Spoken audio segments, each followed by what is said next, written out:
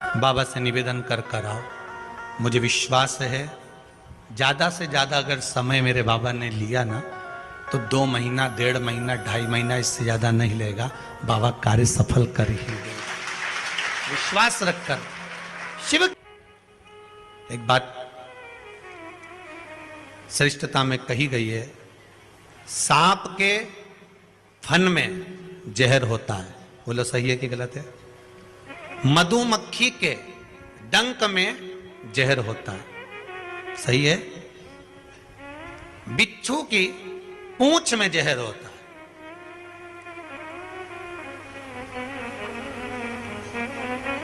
पर मनुष्य जो छल करने वाला होता है, कपट करने वाला होता है, एक दूसरे को धोखा देने वाला, झूठ बोलने वाला, छल करने वाला जो होता है, उसके तो रोम रोम में जहर होता है। कब कहां से डसेगा मालूम ही नहीं पड़ पाएगा। पर सांप को तो पहचान कर कह दोगे कि यह काटने वाला है। बोलो सही है कि गलत है? बिच्छू को देखकर डर जाओगे कि यह काटने वाला है। मधुमक्खी का डंक देखकर डर जाओगे कि मधुमक्खी काटने वाली है। इंसान को कैसे पहचानोगे कि यह काटने वाला है? मनुष्य को कैसे पहचानोगे कि यह काटेगा?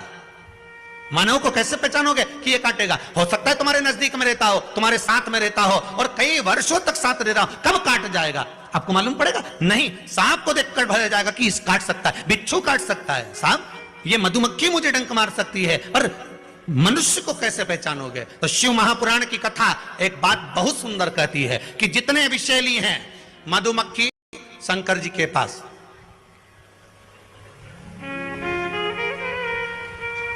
शिव जी का नाम एक धूमवान है। क्या नाम है? धूमवान। माता पार्वती का नाम एक धूमावती, जिनके पास में मधुमक्खी ढेर, पूरे शरीर के आसपास में मधुमक्खी है धूमावती के। शिव जी के गले में सर्प, वो भी विषैला, कानों में बिच्छू, वो भी विषैला। हम कैसे पहचानेंगे कि ये व्यक्ति विषैला है, ये हमको धोखा देगा, ये कपट करेगा, ये छल करेगा, ये झूठ बोलेगा, ये प्रपंच करेगा? कैसे पहचानेंगे? शिव महापुराण की कथा कहती है हमें पहचानना नहीं है। सांप डसेगा, ये उसका काम है।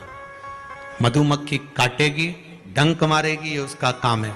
बिच्छू डंक मारेगा, ये उसका काम है। और मनुष्य हमको छलेगा, झूठ बोलेगा, कपट करेगा, हमारे साथ धोखा करेगा, ये उसका काम है। पर एक बात याद रखना, सांप का जहर उतारने वाले का नंबर अपने पास रख लो। काटेगा तुरंत उसके पास पहुंच जाना, फोन लगा के मैं आ रहा हूं, काट खाया। बिच्छू काटे, बिच्छू वाले का नंबर अपने पास रख लो, जैसे ही काटे तुरंत उसके पास पहुंच जाओ। मधुमक्खी काटे तुरंत उसके पास पहुंच जाओ। उसी तरह मनुष्य जब काटे तो श्री शिवाय नमस्तुभ्यम मंत्र याद रखना, बस जहर उतर जाए। शिव है, औघड़ी है, दयालु है, दातार है, कृपा का सागर है। महाराज, ऐसा कोई कार्य नहीं जो बाबा नहीं करता। एक बात अपने ध्यान में रखिएगा, जिस समय पर आपको लगे कि कोई समस्या बहुत बड़ी आके खड़ी हो गई है, और बहुत बड़ी समस्या, और आपकी दृष्टि में लग रहा है कि आपको ये समस्या बहुत बड़ी है, आपकी दृष्टि में आपको ऐसा महसूस हो रहा है कि ये समस्या बहुत बड़ी है और इसका कोई हल नहीं निकल रहा, सब जगह से होकर आ गए, हर जगह जाकर निवेदन कर लिया, विनती कर ली, और वो समस्या आपको लगता है कि बहुत बड़ी है, तो शिव महापुराण की कथा कहती है, महाराज बेलपत्री के पेड़ के नीचे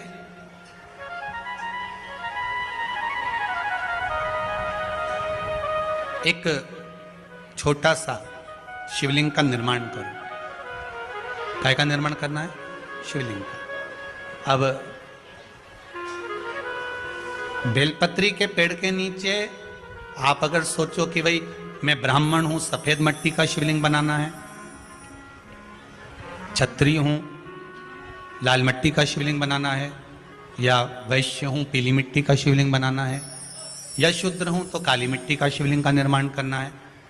शिव महापुराण की कथा कहती है, लिंग पुराण कहती है, नर्मदा पुराण कहती है कि बेलपत्री के पेड़ के नीचे आप जिस शिवलिंग का निर्माण करें उसके लिए आपका वर्ण नहीं देखना, आपको तो बेलपत्री के नीचे की ही मिट्टी ले लेना, फिर वो जिस कलर की।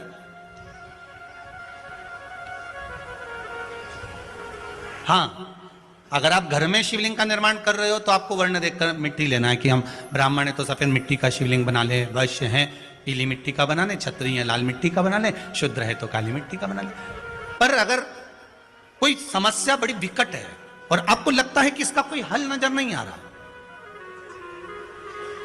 इसका कोई हल ही नहीं दिख रहा और ऐसा लग रहा है कि ये उलझते जा रही गुत्थी, अब सुलझना नहीं है, अब उलझते गए और लगे कि अब ये सुलझना नहीं है और अब ये कोई, हमने जितनों को बोला कोई नहीं सुलझा सका, हमने बहुत फोर्स सब लगा लिया, तब एक बेलपत्री के पेड़ के नीचे या तो सोमवार को या सोमवार की अष्टमी पड़े उस दिन या फिर प्रदोष के दिन, प्रदोष काल में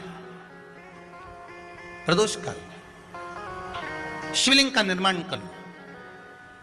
और महाराज 5 सफेद फूल, थोड़ी सी काली तिल, एक यज्ञोपवीत, पंचामृत स्नान कराने के बाद बाबा को समर्पित कर कर, बाबा से निवेदन कर कर, घी का दिया लगाकर विनती कर कर, उस शिवलिंग से निवेदन कर कर बाबा को अर्ध परिक्रमा देना है बेलपत्री की। कितनी परिक्रमा देना है? आधी परिक्रमा बेलपत्री की। आधी परिक्रमा कैसे? जैसे शिवलिंग का निर्माण आपने यहां करा तो सामने बैठकर अगर आप उठे हो तो आधा बेलपत्र के पीछे जाना और वापस लौट कर आ जाना, पूर्ण परिक्रमा नहीं, अर्ध परिक्रमा कर कर शिवलिंग को नमन कर कर, दीप जब ठंडा हो जाए शिवलिंग को उठाकर निवेदन कर कर विश्राम कर दीजिए। उस कार्य को बोलकर शिवलिंग को जल में विसर्जन करना। कौन सा कार्य? जो सब दूर से आप हार गए और लगा कि अब इसके सिवाय कोई सार्थत्व नहीं है, तब करना ये उपाय, तब करना इस उपाय। बाबा से निवेदन कर कर आओ। मुझे विश्वास है ज्यादा से ज्यादा अगर समय मेरे बाबा ने लिया ना तो 2 महीना, 1.5 महीना, 2.5 महीना, इससे ज्यादा नहीं लेगा। बाबा कार्य सफल कर ही देगा। विश्वास रखकर शिव की आराधना कर, करुणा सागर शंकर। विश्वास रखकर आपने अगर भाव प्रकट कर, कोई भी उपाय आप कर रहे हैं उसमें आपकी विश्वासता होना चाहिए, उसमें आपका भरोसा होना चाहिए, उसमें आपकी दृढ़ता होना चाहिए।